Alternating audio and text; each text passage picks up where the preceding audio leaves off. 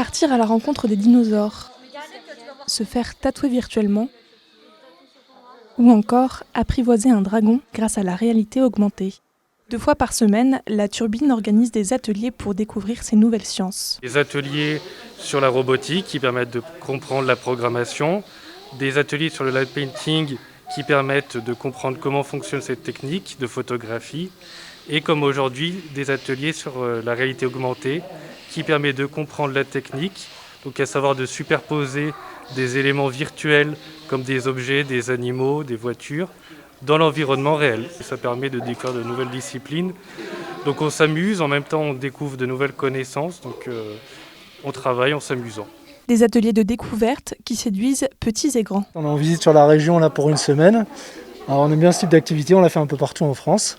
On a vu qu'il y avait une activité particulière aujourd'hui sur ce site-là qui a intéressé les enfants, donc voilà, c'est pour ça qu'on est là aujourd'hui. Et on peut apprendre plein de choses, c'est rigolo, c'est amusant.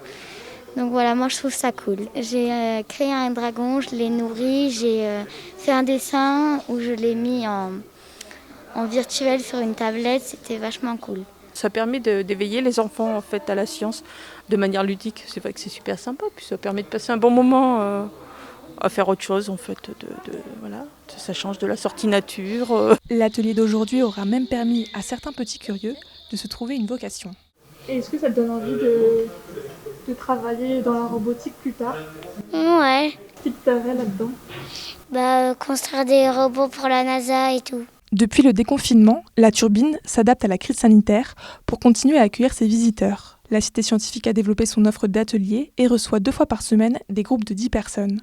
Une activité qui se poursuivra à la rentrée. On a concocté une programmation pour toute la saison prochaine dans laquelle il y a beaucoup d'ateliers pour justement répondre à des jauges limitées, puisque sur les ateliers déjà on restreint automatiquement le nombre de personnes qui peuvent participer, et puis le fait aussi que ça nous permet de mettre des protocoles, de respecter les protocoles sanitaires du moment dans des délais relativement rapides entre 2 ateliers, et faire aussi que ça ne soit pas perçu comme une contrainte pour le visiteur. Malgré la baisse de fréquentation des visiteurs dans les expositions du centre culturel, la Turbine continue de promouvoir la science. À la rentrée, elle accueillera un nouveau stand électrostatique pour découvrir par exemple les mystères de la foudre.